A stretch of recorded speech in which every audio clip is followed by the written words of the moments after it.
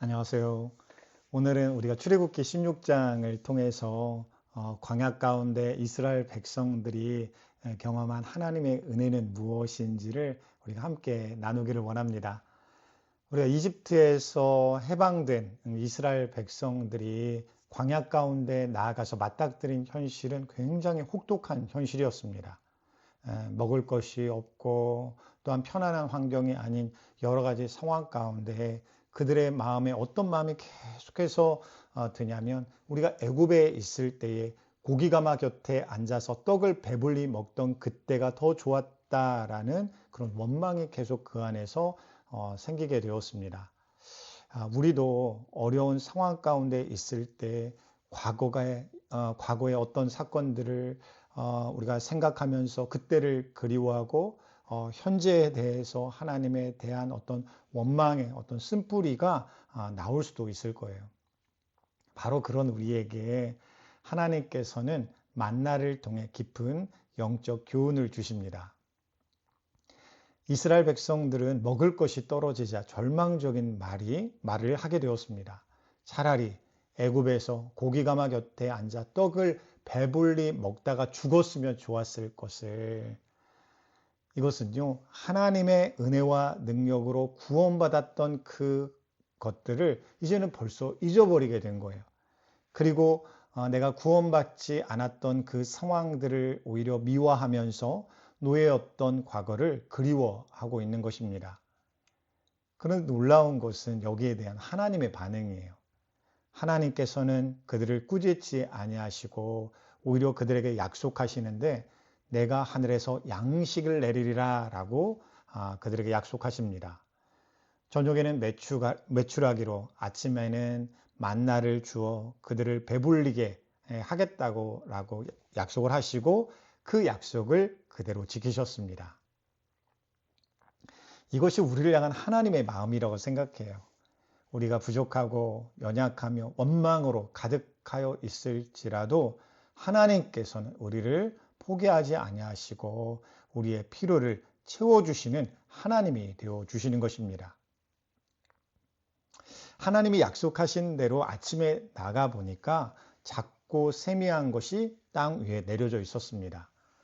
이스라엘 백성들은 그것이 무엇인지를 알지 못하여서 서로에게 물어요. 이게 무엇이냐? 이게 뭐지? 라고 묻습니다. 히브리어로 이게 만후인데 이것이 바로 만나라는 이름의 유래가 되었습니다. 여기서 중요한 점은 이스라엘 백성들이 하나님이 내려주신 만나가 무엇인지 정확히 알지는 못했지만 그것을 받아 먹을 수 있었다는 거예요.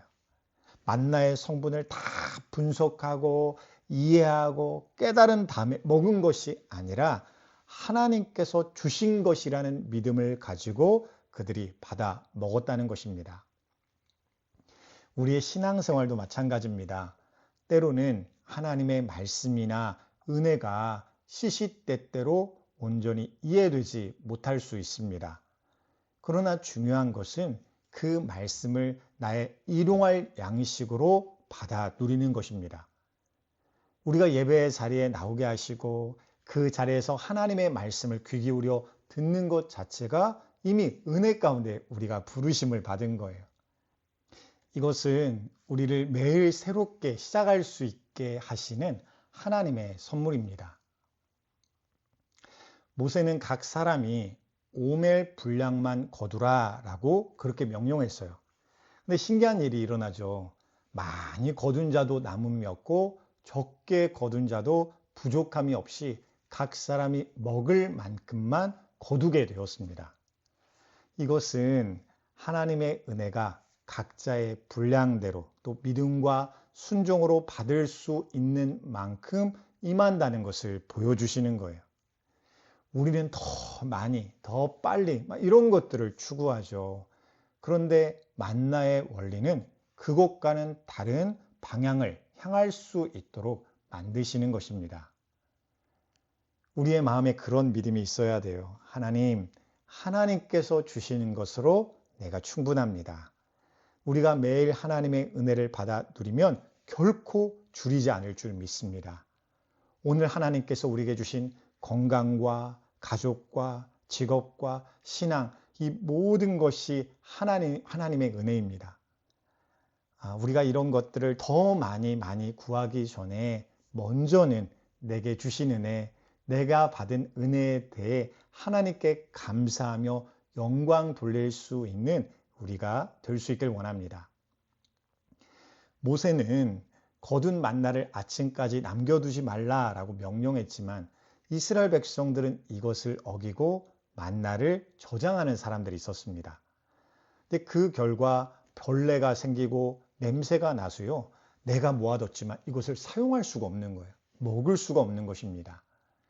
하나님께서는 이스라엘 백성들이 매일마다 하나님을 의지하며 살아가도록 하셨습니다. 이만큼 내가 모아뒀으니, 이만큼 대비해 두었으니 이제는 하나님이 아니라 이것 바라보고 이것 의지하며 살아가야겠다. 이런 사람이 되지 않도록 하시는 것입니다. 그래서 예수님께서도 우리에게 말씀하셨죠. 내일 일을 위하여 염려하지 말라. 오늘 할 수 있는 우리의 최선을 다하되 장래의 일은 하나님께 믿고 맡기라는 것입니다. 또한 여섯째 날에는 갑절의 만나를 거두어도 그 다음날 썩지 않게 하셨어요. 그리고 안식일에는 만나가 내리지 않게 하셨습니다. 일부 백성들은요, 이것을 믿지 못해서 어떻게 했을까요? 안식일에도 만나를 구하러 나갔어요. 그러나 그들은 아무것도 얻지 못했습니다. 왜냐하면 안식일은 단순히 쉬는 날이 아니라 하나님을 묵상하고 예배하며 감사함으로 우리의 영을 충만케 하시는 하나님께 믿음으로 회복하는 날이기 때문입니다. 하나님 안에서 우리가 안식하는 것은 하나님께서 나를 새롭게 하시고 회복시키실 것을 믿고 따르는 능동적인 순종입니다. 하나님께서는 40년 동안 이스라엘 백성들을 광야에서 훈련시키시며 매일 만나를 주셨습니다. 이 기간을 보내면서 그들은 하나님만을 의지하며 살아가는 법을 배웠어요. 우리의 인생에도 광야와 같은 시간들이 있습니다.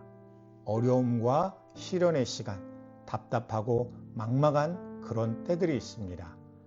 그런 때에 우리는 그럴 수 있어요.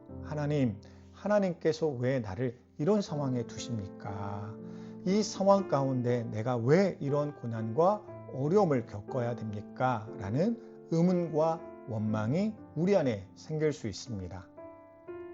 그러나 광야는요, 하나님께서 우리를 연단시키시고 훈련시키시는 장소예요. 그곳에서 우리는 나의 한계를 깨닫고 하나님만이 우리의 참된 공급자이심을 배우게 되는 것입니다. 지금 광야 같은 상황에 계신 분들이 계시다면 여러분 결코 낙심하지 마시기 바랍니다. 하나님께서는 그 광야에서도 은혜로 우리를 먹이시고 더욱 성숙하고 부유한 믿음의 사람으로 만들어 가고 계시기 때문입니다.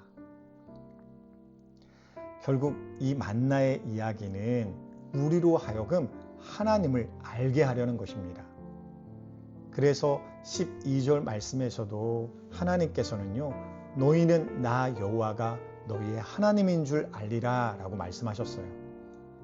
하나님을 나의 믿음으로 알게 되는 만큼, 그 믿음으로 하나님과 함께하는 만큼 우리의 삶이 달라지게 될 것입니다. 사랑하는 여러분, 우리의 믿음이 무한하신 하나님을 믿고 신뢰하는 믿음이 되기를 소망합니다. 오늘도 하나님께서는 우리에게 일용할 양식을 주고 계십니다. 영적인 양식인 하나님의 말씀을 주시고 물질적인 필요들도 채워주실 것이고 무엇보다도 하나님과의 관계라는 가장 소중한 선물을 우리에게 주고 계십니다. 작은 것 하나까지도 원망이나 불안이 아니라 감사와 소망으로 하나님께 기도하는 여러분 되시기 바랍니다. 이 모든 은혜에 감사하며 매일 새롭게 하나님을 의지하며 그분 안에서 참된 안식을 누리는 우리 모두가 되기를 주님의 이름으로 축복합니다. 감사합니다.